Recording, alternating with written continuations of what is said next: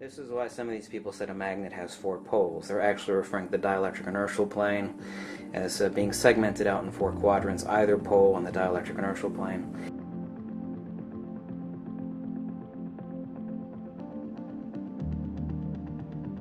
Here I've actually got a little cube magnet. I've got a Sharpie marker drawn around the midpoint to the magnet. And here's, of course, North Pole, and here's the South Pole. This is just some simplex magnetic viewing film. What are the geometry of the torus and the hyperboloid? Let's try to explain space and counter space in simple. I've got a couple chalkboards. You know you've got to get serious when you need 2 miniature chalkboards. Here we can actually take a look at the magnet and put the magnetic viewing film on top of it. Here you can actually see the plane of inertia right here. Here's one pole, here's another pole. Of course, you know how it looks after hundreds and hundreds of videos. Underneath the supercell, a magnet doesn't actually have poles. Well, sure it does. Every magnet has a north pole and a south pole. Well, if it did, it would be located there. And if it were located there, then you could cut this magnet in half and you'd have a north pole side and a south pole side, but it doesn't work that way because you could cut it a million times if it were possible. And each, of course, slice would have a, quote, north pole and a, quote, south pole.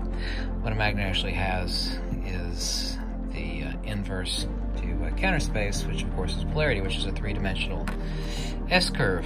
In other words, the plane of inertia, which is the inverse of magnetic centrifugal divergence, which of course forms the geometry of this. The toroid is a cross-section of a toroid, or a donut shape, and this is of course what the magnetic field looks like, right? It's toroidal. It's a centrifugal divergence, yeah, centrifugal divergence. This is the geometry of force and motion. And the opposite to that, we move the magnet out of the way, would be the geometry of increasing inertia and acceleration. So you have the conjugate geometry, sorry if I don't draw this perfectly, on every magnet, which of course is this hyperboloid here, or an hourglass shape. This is the geometry of increasing inertia and acceleration. This is towards the plane of inertia, right? You notice it actually makes this interesting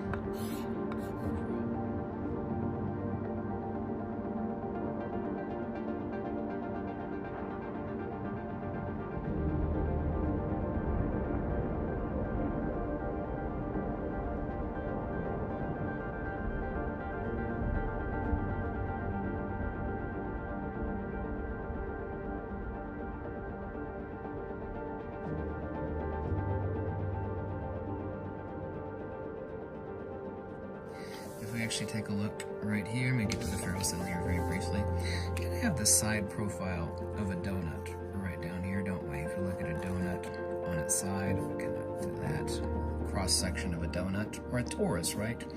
Here is an hourglass shape. This is the geometry of inertia and acceleration. This is the geometry of force and motion. This is specifically, and I can't draw a 3-dimensional S-curve on a flat piece of 2D paper. If you actually have an S, like say an S made out of wire, you bend each end inverse to one another, you actually have a 3-dimensional S-curve. And the 3-dimensional S-curve extrapolates out the interior and exterior geometry of this torus. So what we actually have here is force and motion, and what we have here, I plus A, inertia and acceleration. This is the geometry of the dielectric, and this is the geometry of the magnetic. Now, which came first, the chicken or the egg? Well, this came first, yeah? Right here, the dielectric, and magnetism is the dielectric field. There is only one field. To say dielectric versus magnetic is like saying ice versus water. Ice is water.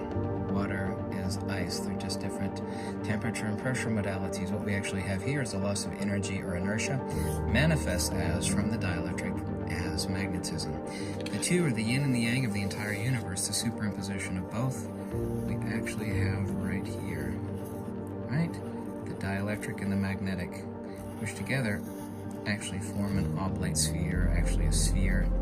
This would be the parts that they don't cover right here, actually the vectors of centrifugal divergence, and everything, of course, follows the right hand.